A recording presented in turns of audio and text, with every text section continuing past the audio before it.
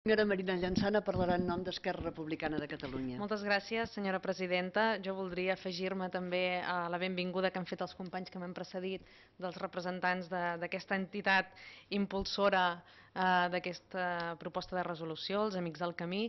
És una proposta de resolució llargament esperada. Segurament ha trigat molt més a arribar aquí del que hauríem desitjat i en aquest sentit ens disculpem, si més no des del nostre grup parlamentari, per la part que ens toqui d'aquest retard, però finalment ha arribat el dia que podrem, si Déu vol, aprovar aquesta resolució aquí. A mi em sembla que el que debatem avui és un exemple reeixit d'una iniciativa que sorgeix de la societat civil i que, si és reeixit, és gràcies a la perseverança, gràcies a la capacitat de convocatòria que s'ha tingut des de l'entitat i gràcies a aquesta capacitat que ha tingut de fer xarxa territorial i de buscar aliats i socis arreu dels territoris dels països catalans.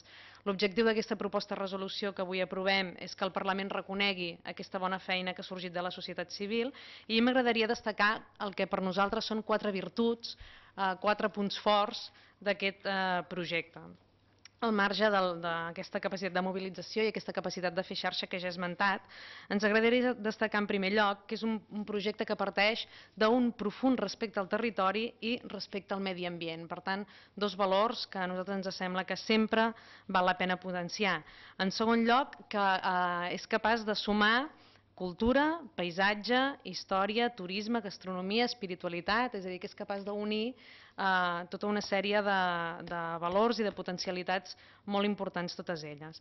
En tercer lloc, voldríem destacar també que és una suma d'una iniciativa pública, sobretot en la part que fa referència als ens locals, i la iniciativa privada, perquè hi intervé la restauració, l'hostatgeria, els comerços, i això ens fa pensar que pot contribuir, que segur que contribuirà a la reactivació econòmica de moltes comarques del nostre país.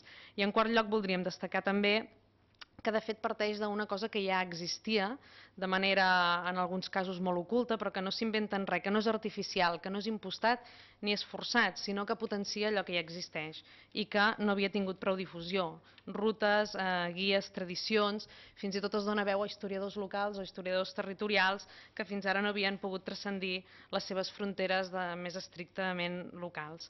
Tenim constància que el govern creu també en aquesta iniciativa, que hi aporta el seu gra de sorra i que hi ajuda i té intenció de seguir ajudant, però aprovem també aquesta resolució amb la convicció que algun dia podran caminar sols i que serà un projecte rendible des de tots els punts de vista i també des del punt de vista econòmic. Per tant, hem presentat aquesta resolució i votarem a favor per contribuir a fer aquest reconeixement de la Cambra Catalana a la iniciativa que avui hem debatut. Moltes gràcies.